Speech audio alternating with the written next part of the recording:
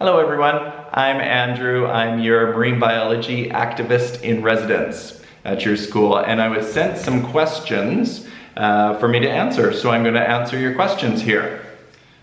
So the first question was, what is your favorite ocean animal? That's a hard one because I have so many favorites, but I would have to say one of my favorites is sharks, because they're a top predator in the ocean, and my favorite shark would be a thresher shark. I actually have a shark hat here. So yeah, my favorite shark is a thresher shark because they've got a really long tail and they swim along the reef and use their tail to create a pressure wave that then shocks the fish, and that's how they feed on those fish. So they're beautiful to watch, feed, and they definitely have to be one of my favorites.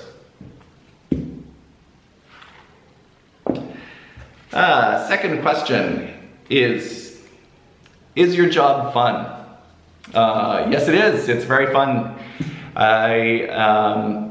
For example, today we were out diving. I had some students and myself. We were out at the restoration site and we saw so many fish. There was my favorite turtle came up to the site we were working on. So every day is an adventure. I never know what I'm going to see underwater. So it is a lot of fun because it keeps me interested, and there's always a lot of people coming out diving with me, which I really enjoy.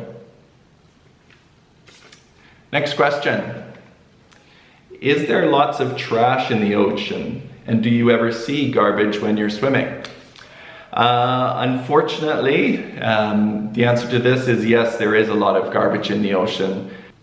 A lot of ocean garbage actually starts out from shore. So people who have thrown their garbage out maybe their car window or onto the street, and then in rains that garbage then flows out into the streams and out into the ocean, and then plastic items end up floating and some other pollution items end up going into the water, and it all collects out in the ocean. So unfortunately a lot of garbage ends up in the ocean, and some things take hundreds and hundreds of years to break down, like plastics.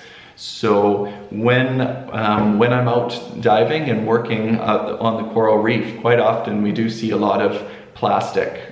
Today at the restoration site where I was working, I spent quite a few minutes picking off plastic bags from the coral so that the coral didn't choke out and die. So yes, we do see a lot of garbage, so it would be nice if people start recycling a bit more and making sure that the garbage on land doesn't end up in the ocean.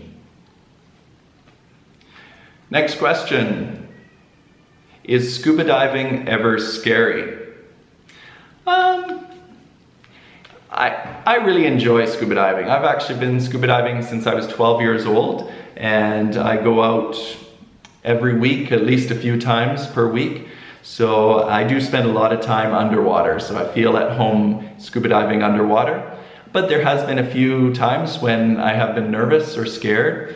A few years ago we had a crocodile that was sighted around the reef, and I didn't see it underwater, but some of my friends that were working, they saw it in different spots. So it was just, I was very nervous for a few days while we were diving because I didn't want to come face to face with a crocodile underwater.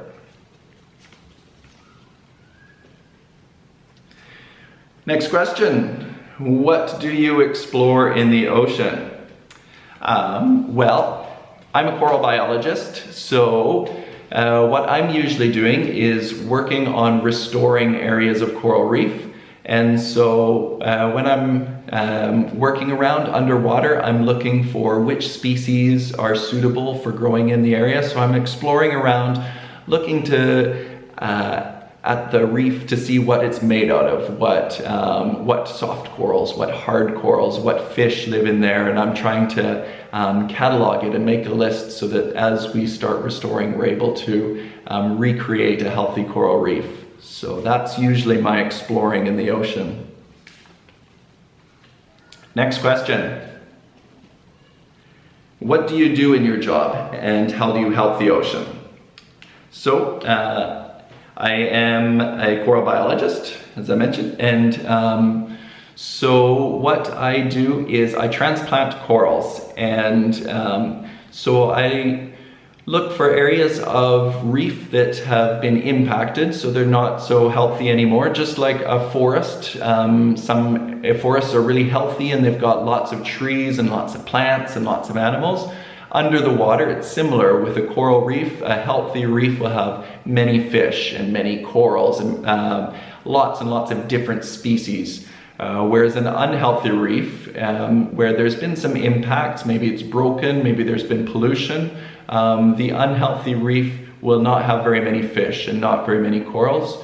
So it's my job to go to these unhealthy reefs and try and bring back the corals. So transplant corals and try to encourage fish to come back and live in the area so that the reef can regrow and become healthy again.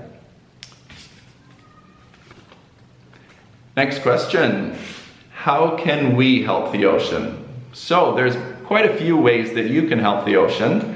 Number one, you can reduce your pollution. So you can make sure that you are using as little amount of plastic in your everyday lives as possible. So maybe that means taking a refillable water bottle to school. Maybe you're out having a juice somewhere or buying a drink from a store or restaurant. So make sure that you don't have a straw when you're doing that, because disposable plastic straws often get thrown away into the ocean, so you can refuse using straws. And also, instead of using plastic bags, take a reusable bag around whenever you need to buy something or carry something. So try and reduce your pollution and the use of plastics. The second thing you can do is you can do some beach and cleanups and street cleanups to make sure that the garbage that is on land then doesn't end up in the ocean when there's rain. And the third thing that you can do is make sure that you minimize the amount of fish that you eat. So try not to eat too much fish, and if you do really enjoy fish and still like to eat fish, then make sure that the fish that you're eating has been sustainably harvested. So check and see which species, and if they're rare species or if they're a species that is okay to eat, because there is quite a few in the population still. All right, next question. What kinds of plants live in the ocean? Well, in lots of different areas of the ocean, there'll be different plants. So in cold waters versus warm waters, it depends. But here where I'm working, I live in Bali, Indonesia, and so it's quite tropical. So the plants that we have here is we've got seagrass. There's quite a few different species of seagrass that live in shallow areas, and they photosynthesize and have roots that go into the sand.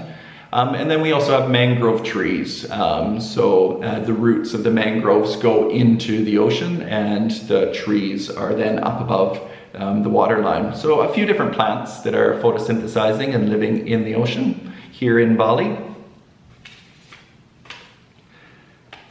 Next question. How many years are in a coral's life? This is a good question.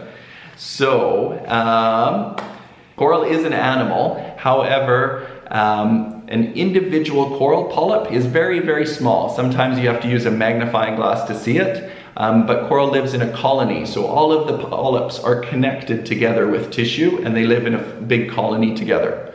So one individual coral animal, the one individual polyp, will maybe only live to be a couple years old. They don't actually live very long, coral polyps. However, the colony together, so the connected polyps all together, can live to be 4,000 years old. So some species live to be very, very old. Next question. Is it true that if you put healthy coral with dead coral, it will come back to life?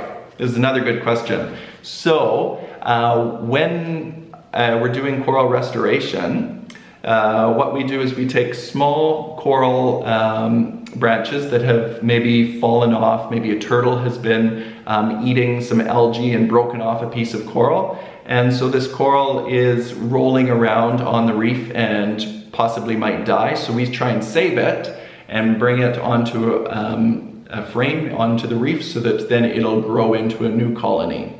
So if we put, as that coral grows, what it'll do is it'll start expand, and the coral polyps will start growing and expanding over top of other hard substrates. So if there's another piece of dead coral beside it, the coral will actually, the living one will actually grow over top of the skeleton of the old coral and incorporate that into its skeleton. So the dead coral doesn't really come back to life, it just becomes the base of the new coral as it grows. Good question. Next question. How do you restore the coral reef?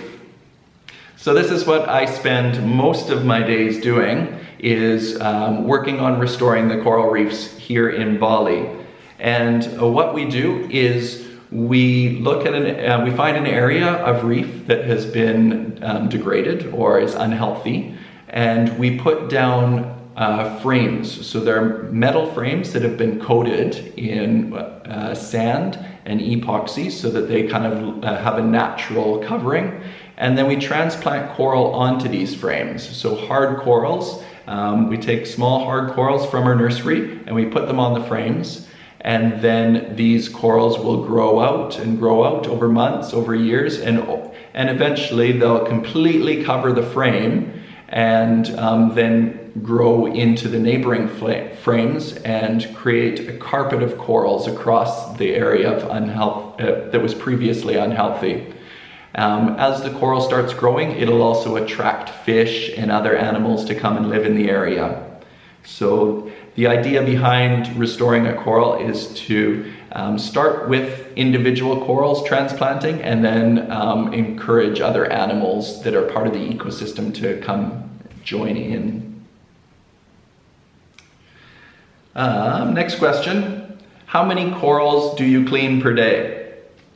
Well, it really depends on the days that we're out there. So what we do is at our coral restoration site, we try and encourage other species of animals to also come and settle in. So even though we just focus on planting hard corals, we hope that some of the soft corals, some of the sponges, some of the other species that live on a reef will also come and attach themselves to the area. So we don't want to clean those things away because they're part of the ecosystem. But sometimes we have predators like small snails and crown of thorns starfish that come in and eat the corals that we've just transplanted. So today, when I was out at the restoration site, I was removing these small snails off of the coral so they didn't eat all of the coral. And I probably removed maybe 30 or 40 of the small snails just today. And yeah, that was just on about 5 to 10 frames, and we've got 300 frames out there. So it takes a while for us to go through all of the different frames at the restoration site and make sure that they're not being eaten and taken over by predators. So that's all the questions I have from everyone today. Keep them coming and I'll try and answer your questions as best as I can. Thanks very much.